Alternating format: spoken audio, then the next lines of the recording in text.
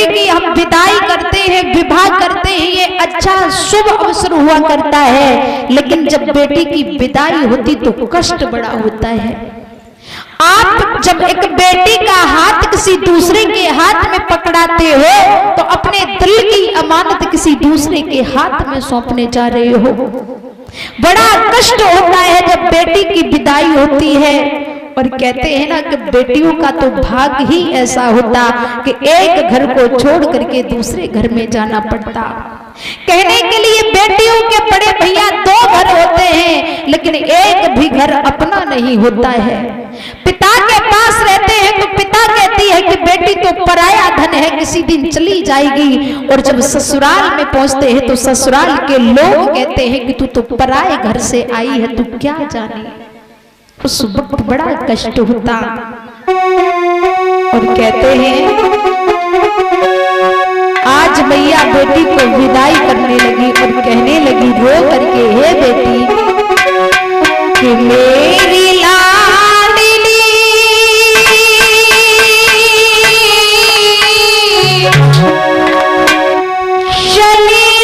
चली रे मुझे छोड़ के।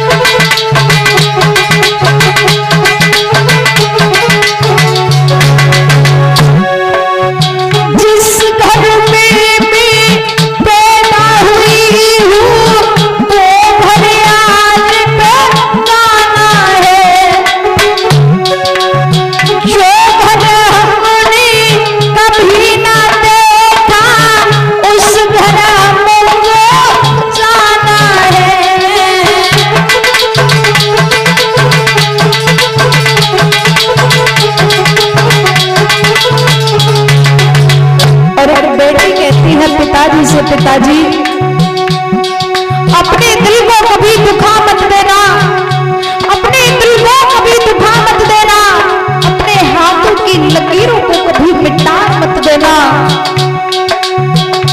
सारी दुनिया में औलाद बराबर प्यारी होती है पिताजी, सारी दुनिया में औलाद बराबर प्यारी होती है, मगर बेटों के प्यार में बंद करके बेटियों को भुला मत देना।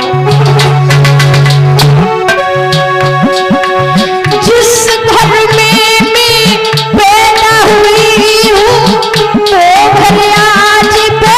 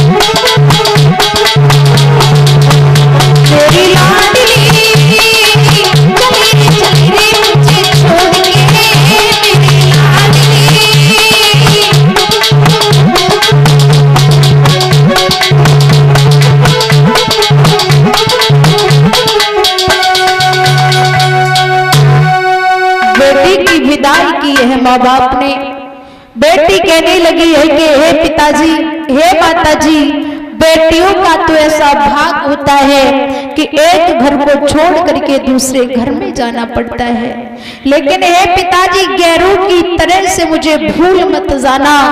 आपके हृदय का एक टुकड़ा तो मैं भी हूँ, समय आने पर इस बेटी को भी बुला लिया करना। और आज माता और पिता ने बेटी को विदाई की है। भोले बाबा के साथ में मैया पार्वती को आज वहां से विदाई किया। और विदाई करने के बाद में प्यारे भाई बहनों, भोलेनाथ कैलाश पर्वत पर पहुंचे।